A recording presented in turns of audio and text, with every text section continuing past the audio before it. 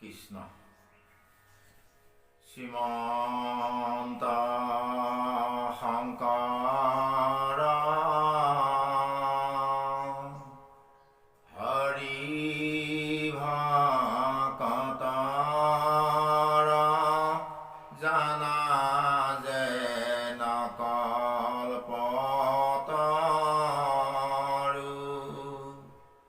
তাহান্ত বিনাই নাই নাই নাই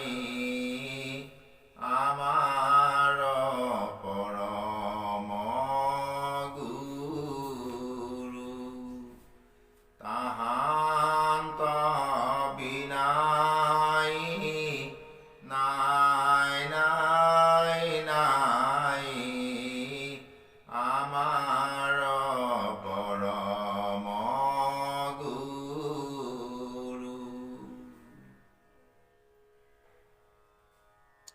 ৰাম নিগদতি সুত শুনা শুনক সম্প্ৰতি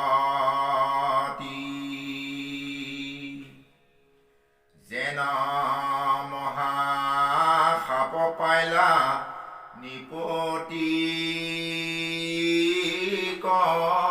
প্ৰতি এহিমতে আশা পৰিহিত নিপবৰ মহাপৰিচ্ছেদ যেন দুটি পুৰন্দৰ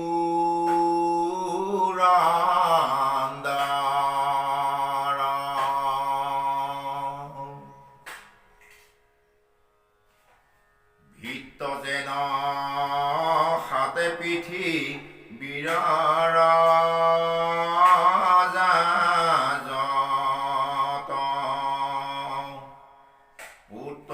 অধিক কৰি পালিলান্ত প্ৰজা ভকতৰ সংগে ৰংগে জম্বুটিপতি লগাই লালু কত মহা ভকতিৰ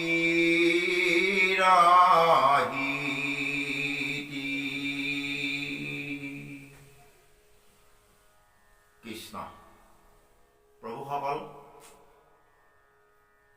এয়া ধাৰাবাহিক চেনেল শিৰোমণি ভাগৱত পাঠ আৰু প্ৰবচন অনুষ্ঠানত আজি পুনৰ ভালেমান দিন বিৰতিৰ পাছত ভিডিঅ'টি প্ৰস্তুতকৰণৰ হেতু আপোনাসকলৰ মাজলৈ আমি আহিছোঁ। এতিয়া এই প্ৰথম স্কন্ধত পুৰুষী ৰজাইনো কেনেভাৱে ৰাজ্য শাসন কৰিছিল আৰু কিয়নো তেওঁ অভিশপ্ত হ'ব লগা হৈছিল সেই বিষয়খিনি ক'বৰ কাৰণে শুকদেৱে আগবাঢ়িছে আৰু সেই কথাখিনি ক'বৰ কাৰণে আগবাঢ়োতে ইয়াত কৈছে যে পৰীক্ষিত এনে এজন ৰজা আছিল যিজন ৰজা নেকি সমস্ত সপ্তদ্বীপা জম্বুদ্বীপৰ প্ৰতি অৰ্থাৎ ৰজা ৰাজত্ব কৰিছিল 61 ৰজা আৰু তেওঁ যেনেভাৱে ৰাজ শাসন কৰিছিল স্বৰ্গ ইন্দ্ৰৰ লগত তুলনা কৰিছে খুব সুস্থ শান্তিৰ সৈতে সমস্ত প্ৰজাবৰ্গক নিজৰ পুত্ৰৱতে পালন কৰিছিল আৰু ইয়াত কৈছে যে পৰীক্ষিত ৰজা নিজেও ভকত আছিল এজন আৰু প্ৰজাসকলকো ভকতি পথ প্ৰদৰ্শন কৰাইছিল অৰ্থাৎ ভকতি পথত চলিবৰ কাৰণে নীতি নিৰ্দেশনা বা সকলোকে ভকতি পথত আহিবৰ কাৰণে তেওঁ আজ্ঞা দিছিল। এতিয়া সেইখিনিকে কয় সেহিকে ধন্য সেহিকে সুহিদ সেহিকে ধন্য সেহিকে পূজ্য সেহিকে সুহিদ জন কলি যুগে হৰি আনকো বোলাৱে আপুনি কৰে কীৰ্তন। ঘোষা শাস্ত্ৰত মাধৱদেৱে যেনেভাৱে লিখিছে সেই গুণখিনি পৰীক্ষিত ৰজা আছিল তেওঁ ৰাজকাজো চলাইছিল, ৰাজদণ্ডও কৰিছিল, আৰু তাৰ লগে লগে প্ৰজাসকলক ভকতি পথত চলিবৰ কাৰণে ৰাস্তা দেখুৱাইছিল। ৰাম নিগহিলা কলি ভৈল সত্যৰ ব্যৱস্থা, জগত ব্যাপিল নিপ তিৰজ কথা,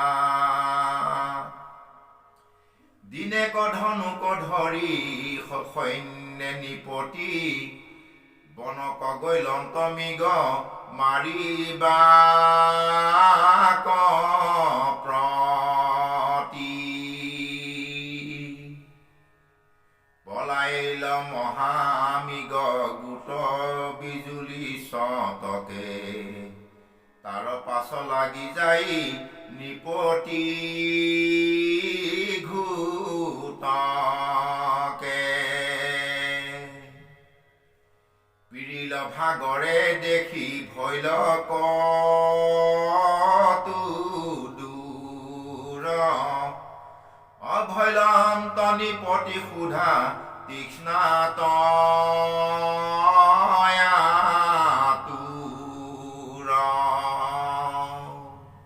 কৃষ্ণ। প্ৰভুসকল, এতিয়া শাস্ত্ৰভাগে আমাক ক'ব বিচাৰিছে বা কৈছে, অকণমান আগত যিজনা নিপতি, যিজন ৰজা, প্ৰভু ভগৱন্ত একান্ত ভকত, নিজেও ভকত আৰু প্ৰজাসকলকো ভকতি পথত চলিবৰ কাৰণে ৰাস্তা দেখুৱাইছিল। এতিয়া সেইজন নিপতিয়ে, সেইজন ৰজাই ঘোঁৰাত উঠি অস্ত্ৰ শস্ত্ৰ ধৰি বনত অৰ্থাৎ হাবি জংঘলতো পহু হৰিণা মাৰিবৰ কাৰণে কিয় ওলাব লগা হ'ল বা কিয় ওলাব? ইয়াৰ এটা পৌৰাণিক বৰ তাৎপৰ্যমূলক কথা আছে। যিহেতু পৰীক্ষিত ৰজাই ইয়াৰ আগত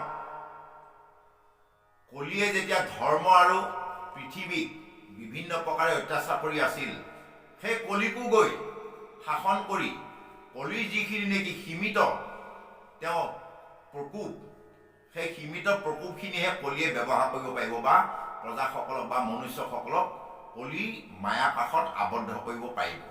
তাৰ একোটাহত সীমা পাতি থৈছিল পৰীক্ষিত ৰজাই।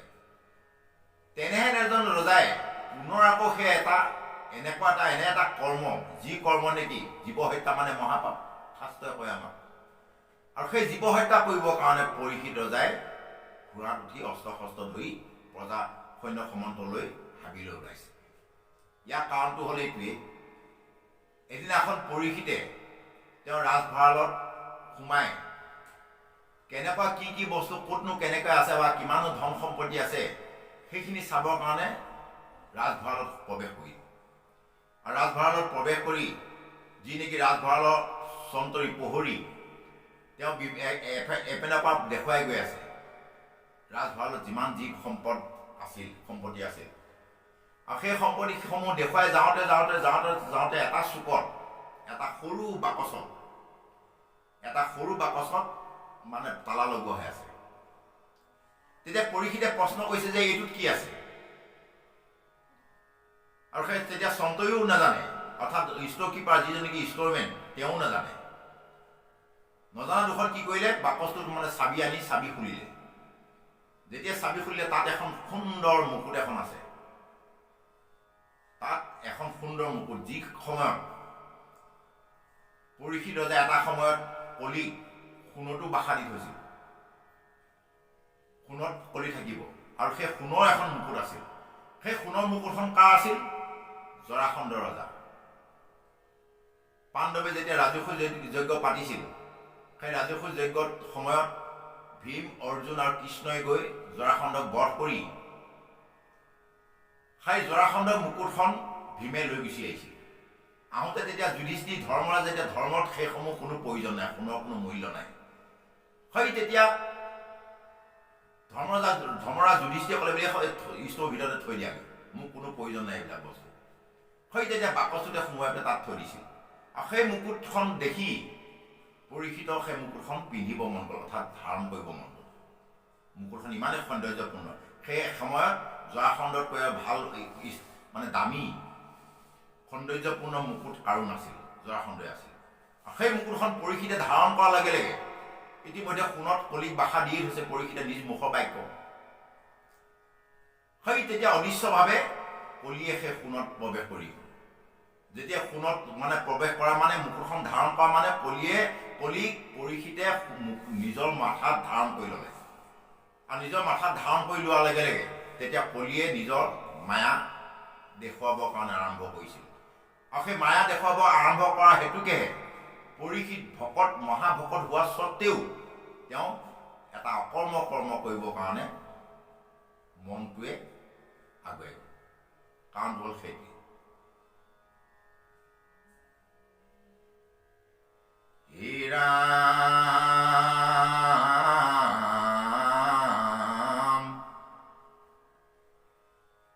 বিচাৰি নপান্ত জল ভূয়াম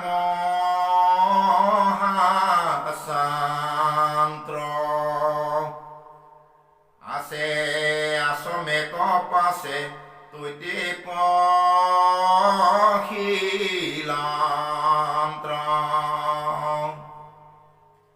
দেশন্ত সমী কৰি সি পদ্মাসন কৰি অবায়ু মন নিৰোধিয়া আছে ধ্যান ধৰি মহাশান্ত চিতয়াও লজতা ভাৰ মিলি গৈল সমাধি সিং গিলায়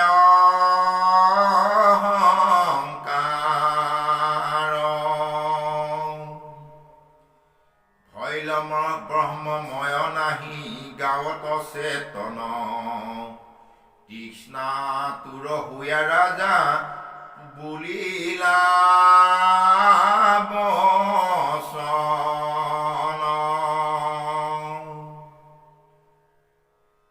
কৃষ্ণ প্ৰভুসকল, এনেভাৱে যেতিয়া ৰজাই সেই মুকুটখন ধাৰণ কৰি মৃগয়া কৰিবৰ কাৰণে ইচ্ছা গ'ল, সৈন্য সমন্ত লৈ জংঘলত মৃগয়া কৰিবৰ কাৰণে গ'ল। যাওঁতে বিভিন্ন প্ৰকাৰে বিভিন্ন ধৰণৰ দৌৰ ভাগৰ কৰি হৰিণৰ পিছে পিছে খেদোতে ভাগৰে যিগৈ এটা সময়ত কি হ'ল, গোটেই সৈন্য সমন্ত পিছতে ৰ'ল, ৰজা আগুৱাই গুচি গ'ল। আৰু ৰজা আগুৱাই যোৱাৰ পিছতেই তেওঁ ভাগৰুৱা হৈ তেওঁ কি কৰিলে, পানী পিয়াহ লাগিল। আৰু পানী পিয়াহ লাগি পানী বিচাৰি নাপাই নথৈ ঘূৰি বাগি ফুৰোঁতে এটা সময় গৈ সেই শ্ৰমিক মুনি আশ্ৰমত গৈ মানে উপস্থিত হৈছে। আৰু উপস্থিত হোৱাৰ পাছতেই পৰীক্ষিত ৰজাই দেখে যে এজন মুনি, শ্ৰমিক মুনিয়ে উশাসন কৰি সুন্দৰভাৱে ব্ৰহ্ম চিন্তাত অৰ্থাৎ ভগৱন্তক চিন্তন কৰি সম্পূৰ্ণ গোটেই তেওঁ অংগ পতংগ কায় বাক্য মন সমস্তখিনি ভগৱন্তৰ লগত সংযোগ কৰি এই সংসাৰখনত তেওঁ একোৱেই চেতন নাছিল। তেওঁ এক মনে গৈ ভগৱন্তৰ লগত বিলীন হৈ আছিল। আৰু তেনে সময়তে সেই পৰীক্ষিতে গৈ শ্ৰমিক মুনিক দৰ্শন পাইছে, অৰ্থাৎ দেখা পাইছে। ৰাম শুকাই উঠ কণ্ঠ মুক কৰা জলদান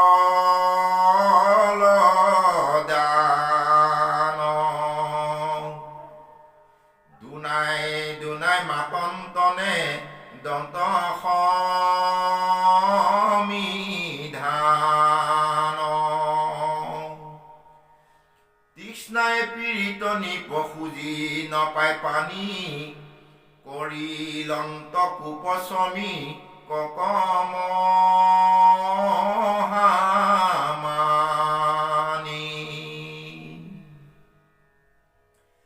জানো মোক বোলে কোন ক্ষত্ৰিয় ধৰ্ম কৃষক পখিলি আখি মুহুৰয়া শ্ৰম তাতে সেয়া বৈজ্ঞামুক কৰে এত মান আখি মুদি বখি ধৰি আছে মিছা ধ্যান। প্ৰভুসকল, যেতিয়া বিভিন্ন প্ৰকাৰে সেই শ্ৰমিক মুনিক পৰীক্ষিত ৰজাই অনুৰোধ কৰিছিল, কাতৰে প্ৰাৰ্থনা জনাইছিল যে হে ঋষি, মোক আপুনি মোক পিয়াহত অন্তঃকণ্ঠ শুকাই আহিছে, গতিকে আপুনি মোক জলদান দিয়ক, অৰ্থাৎ পানী অকণমান দিয়ক, পানী খাব দিয়ক। বিভিন্ন প্ৰকাৰে কাওঁ বাওঁ কৰি যেতিয়া অনুৰোধ কৰিও শ্ৰমিক মুনিৰ পৰা একো উত্তৰ নাপাল, তেওঁক কোনো কেৰাহী কৰি নাচাল, চাব কেনেকৈ? তেওঁ সম্পূৰ্ণভাৱে ভগৱন্তত লীন হৈ আছে। এই ইহ সংসাৰখনৰ কোনো তেওঁ শ্ৰুতি অৰ্থাৎ জ্ঞান নাছিল। যেতিয়া তেনেভাৱে শ্ৰমিক মুনি বহি থকা দেখিল, পৰীক্ষিত মনত কলি প্ৰভাৱত এটা কুভাৱ আহিছে। হে প্ৰভুসকল, আমাৰবিলাকো কেতিয়াবা কেতিয়াবা এনেধৰণৰ কুভাৱবিলাক আহে। সেয়া হওক কলি প্ৰভাৱ। কলি প্ৰভাৱ মায়ামোহতহে আমাৰ কুভাৱবিলাক আহে। ঠিক তেনেকৈ পৰীক্ষিতও এতিয়া সেই তেনেভাৱে কুভাৱ আহিছে। কি বুলি আহিছে? যিহেতু চালা ভাণ্ডকাৰী ঋষিয়ে মিছাই সি মানে মোক অৱজ্ঞা কৰি, মোক অৱহেলা কৰি যে মই কোন তেওঁ নাজানে, মই জম্বুদ্বীপৰ প্ৰতি অৰ্থাৎ সপ্তদ্বীপৰ পৃথিৱীৰ ৰজা পৰীক্ষিত বুলি তেওঁ প্ৰকৃততে চিনি পোৱা নাই। গতিকে ক'ৰবাত সত্য এজন আহিছে বুলি মোক অৱজ্ঞা কৰি তেওঁ মানে মিছাই ধ্যান ধৰি আছে, তেওঁ মিছাই মানে এইবিলাক বাদি কৰি আছে। গতিকে ইয়াক কিবা এটা কঠোৰ শাস্তি দিব লাগিব। ই মোক অৱজ্ঞা কৰা ফলটো পাওক বুলি মনতে মানে বিভিন্ন ধৰণৰ কুভাৱবিলাক আহিছে।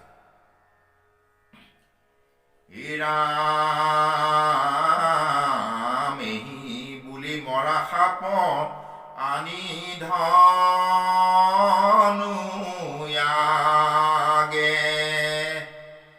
শ্ৰমিকৰ গলতয়া ৰিলাম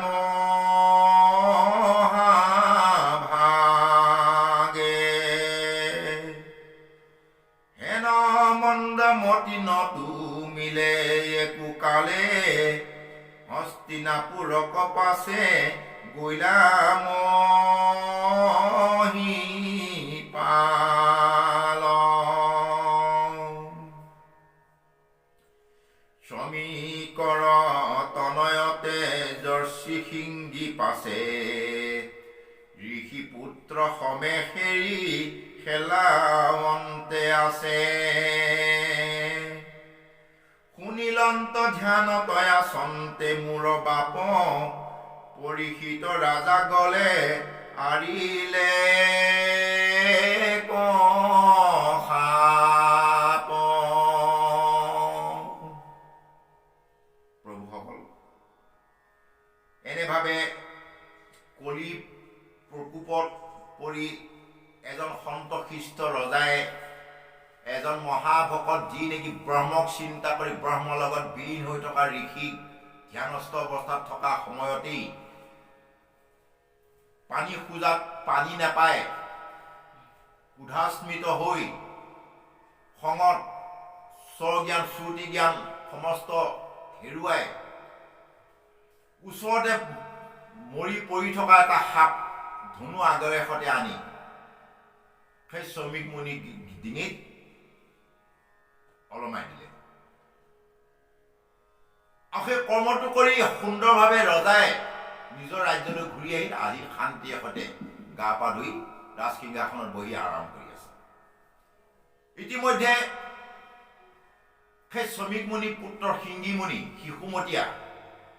শিশুমতীয়া সিংগী মুনিয়ে লগৰীয়াসকলৰ লগত খেলা ধূলা কৰি থাকোঁতেই কোনোবা এজনে গৈ ক'লেগৈ, খবৰটো দিলে যে হেৰা, তুমি ইয়াত সুন্দৰভাৱে ধেমালি কৰি আছা, ইতিমধ্যে আশ্ৰমত ধ্যানস্থ অৱস্থাত হৈ থাকোঁতে তোমাৰ দেউতায়ৰ ডিঙিত পৰীক্ষিত ৰজাই মৰা সাপ এটা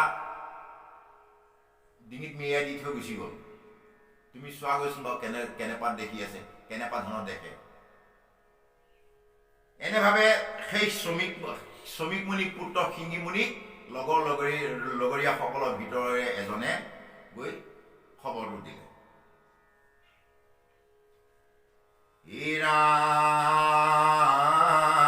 ৰাম অধৰকম পায়া কোপে জাজৈল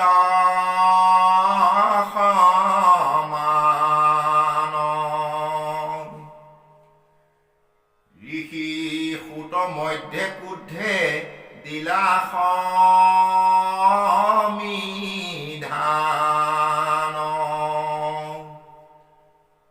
দেখা দেখা কেন নিপতিৰ অহংকাৰ অয়ামাতো লগাইলে হাত ইটো দুৰাচাৰ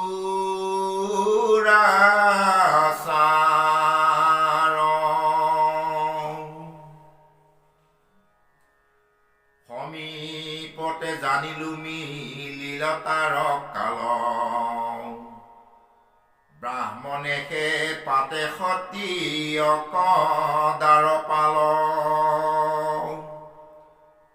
দাস হৈয়া স্বামীতে আচৰে দুহ ঘূৰ গৃহস্থকে মাৰে যেন কুকুৰে কামোৰ। কৃষ্ণ প্ৰভুসকল, এতিয়া সেয়া শ্ৰমিক মুনি পুত্ৰ সিংহীয়ে ক্ৰোধাস্মিত হৈ তেওঁৰ লগৰীয়াসকলক কপি দৈ চকু ৰঙা কৰি উঠ কামুৰি গৰ্জি ভূমি ক'বলৈ ধৰিছে যে হেৰা, তোমালোকে দেখিছা, শুনিছা, তোমালোকে অধৰ্ম ক্ষত্ৰিয়সকলৰ নিয়ম। কিয়নো যি ক্ষত্ৰিয়সকলক আমি মাত্ৰ ৰজা পাতোঁ, আমাৰ আশীৰ্বাদতে তেওঁলোক ৰজা হয়, আমাৰ কৃপা হ'লেহে তেওঁলোকে ৰাজশাসন কৰিব পাৰে, আমাৰ কৃপা হ'লেহে তেওঁলোকে সংসাৰত সুখে শান্তিয়ে থাকিব পাৰে, তেনেহেন ক্ষত্ৰিয়ৰ অনিয়ম বা অত্যাচাৰ দেখিছা। তাৰ উদাহৰণটো কি বুলি কৈছে, যেনেকৈ এটা পোহনীয়া কুকুৰে গৃহস্থকে যে কামোৰে, তাৰ লগত উদাহৰণ দিছে।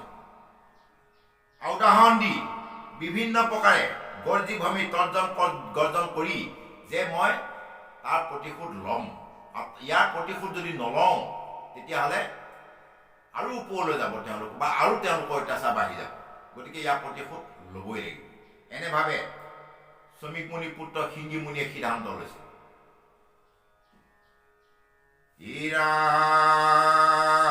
ৰাম দুৰ্জনৰ শান্তা কৃষ্ণ গৈলা মাত্ৰ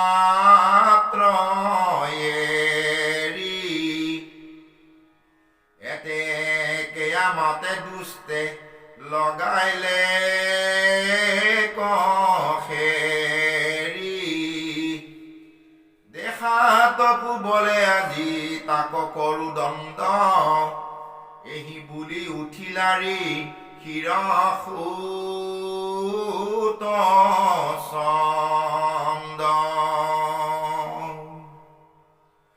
কোপে আৰু কটয়াসী দশন সুবান্ত কুশী কৰ জলচুয়া কৰিলায়া শান্ত্ৰ দিবাক লাগিলা নিপতিক চন্দ সাপ পিতৃক কৰিলি দুহ পৰিশিত পাপ।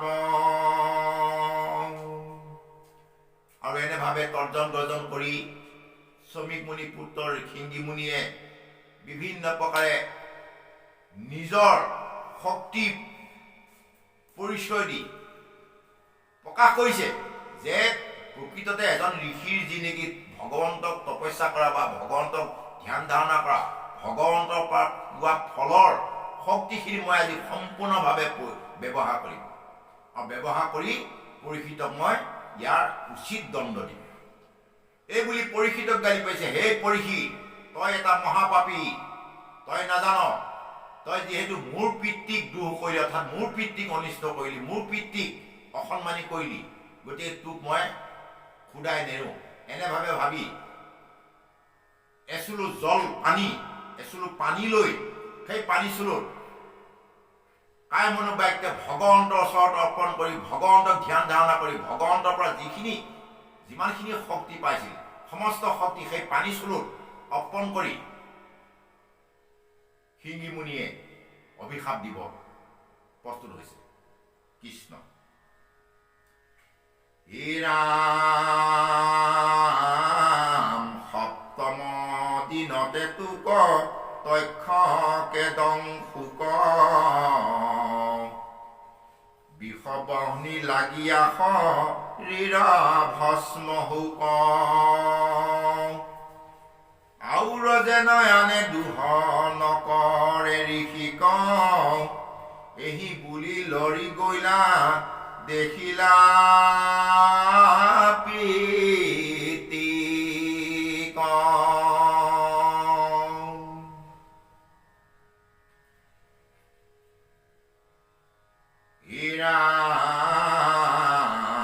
মৰা সাপ গোটই আছে গলত মেৰাই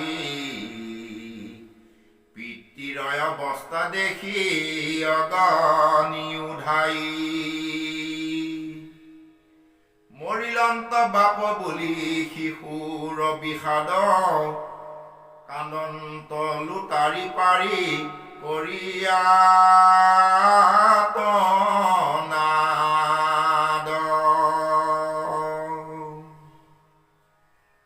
প্ৰভুসকল, এই এনেভাৱে শিঙি মুনিয়ে ভগৱন্তৰ পৰা পুৰা সম্পূৰ্ণ সমগ্ৰ শক্তি সেই পানী চুলত অৰ্পণ কৰি তেওঁ প্ৰচণ্ড বৃহৎ এটা অভিশাপ মন্ত্ৰ কৰি পৰীক্ষিতৰ নামত অৰ্পণ কৰিছে। কি বুলি কৈছে যে হেৰা ৰাজা, যিহেতু তুমি মোৰ পিতৃক অপমান কৰিলা, মোৰ পিতৃক অসন্মানী কৰিলা, গতিকে মই তোমাক অভিশাপ দিছোঁ সমগ্ৰ ভগৱন্তৰ শক্তি অনুসাৰে সপ্তম দিৱস অৰ্থাৎ 7 দিনৰ ভিতৰত তোমাক তক্ষকে দংশন কৰিব আৰু সেই তক্ষকে দংশন কৰাৰ ফলত অৰ্থাৎ তক্ষকৰ বিষবহ্নিৰ জ্বালাত তুমি ভস্ম যাবা। এনেভাৱে শ্ৰমিক মুনিৰ পুত্ৰ শিঙি মুনিয়ে পৰীক্ষিতক অভিশাপ দিছে। এই প্ৰভুসকল, এতিয়া আমি যদি ভাবোঁ যে পৰীক্ষিতে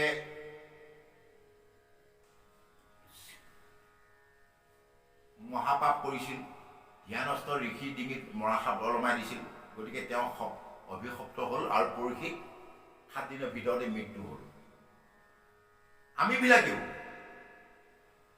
আমিও অভিশপ্ত।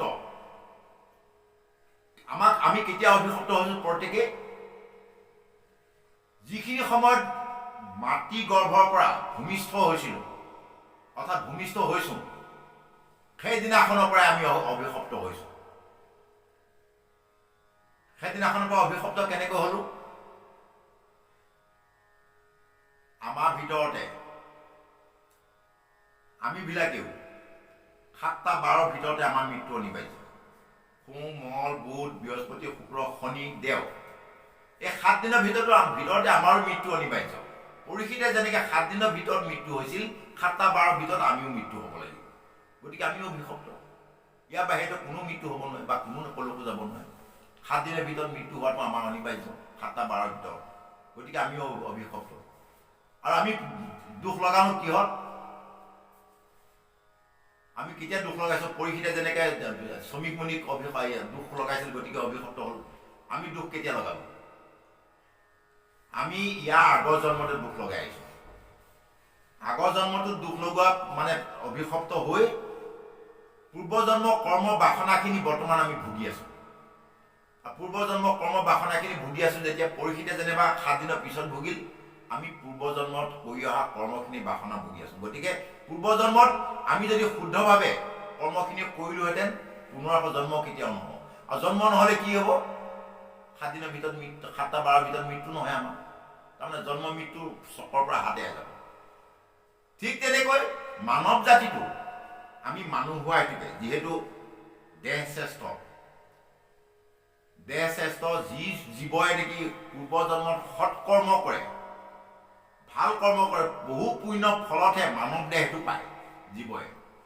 আৰু এই মানৱ দেহটো ভগৱন্তৰ প্ৰভুৱে সেইটো জীৱকহে দিয়ে, যিটো জীৱই নেকি বহু পুণ্য কৰি আৰু তেওঁ মুক্তিৰ দুৱাৰদলিত, অৰ্থাৎ মুক্তিত প্ৰৱেশ কৰোঁ কৰোঁ অৱস্থা, সেই তেনেহেন জীৱকহে ভগৱন্ত পুৰুষে মানৱ দেহ দিয়ে। আৰু সেই মানৱ দেহ পোৱাৰ পাছত আমাক মানৱ দেহটো এই গতিকে প্ৰদান কৰে যে তোমাৰ যিহেতু অকণমানহে আছে আৰু এখোজ আগবাঢ়ি দুৱাৰদলিটো ইপিনে খোজটো দিলে আমি মুক্তি পাই যাব পাৰোঁ, তেনেহেন জীৱকহে মানৱ দেহ দিয়ে। আৰু মানৱ দেহ এই গতিকে দিয়ে যে তুমি এই মানৱ দেহটো ধাৰণ কৰি ভগৱন্তক ভকতি কৰি তুমি যাতে মুক্তিলৈ গুচি যাব পাৰা বা বৈকুণ্ঠলৈ গুচি যাব পাৰা। গতিকে বৈকুণ্ঠলৈ গুচি যাব পাৰা মানে আমি এই মানৱ দেহটো পাই যদি আমি সেইখিনি কৰ্ম কৰি মুক্তি লাভ কৰিব নোৱাৰোঁ, তেতিয়াহ'লে আমাতকৈ আত্মঘাতী সংসাৰত নাই। আমি ডিঙিত ৰছী লগাই বা ক'ৰবাত পানীত পৰি কিবা আত্মঘাতী কৰাটোৱে কৰা বুলি নহয়। মানৱ জীৱনটো ধাৰণ কৰাৰ পিছত মানৱ জাতিটোৱে যদি মানৱ হৈ আমি যদি ভগৱন্তক ভকতি কৰি মুক্তি সাধন কৰিব নোৱাৰোঁ, তেতিয়াহ'লে পুনৰ্জন্ম মৃত্যু চক্ৰত পৰা মানে হ'ল আত্মঘাতী কৰা। এইখিনিকে বৈকুণ্ঠ শাস্ত্ৰ ভাগৱতৰ মাধ্যমেৰে, পৰীক্ষিতৰ মাধ্যমেৰে বৈকুণ্ঠ শাস্ত্ৰ ভাগৱতে আমাক বুজাব বিচাৰিছে। এই প্ৰভুসকল, এতিয়া আজিলৈ ভিডিঅ'টি আমি ইমানতে বিৰাম দিব লাগিব। সেয়েহে আমি ব্যাখ্যা আৰু পাঠৰ প্ৰসংগত হৈ যোৱা ভুল ত্ৰুটি মাৰ্জনা বিচাৰি আপোনাৰ সবাৰো চৰণত আমি সেৱা ধৰিছোঁ। আৰু লগতে আমি আমাৰ চেনেলটি আপোনাসবে যাতে লাইক আৰু কমেণ্ট কৰি ছাবস্ক্ৰাইব কৰি আমাক যাতে কৃতাৰ্থ কৰে, আপোনাসবৰ চৰণ সেৱা কৰিবৰ কাৰণে সুবিধাকণ দিয়ে, ইয়াকে প্ৰাৰ্থনা যাতে আমি আজিলৈ বিৰাম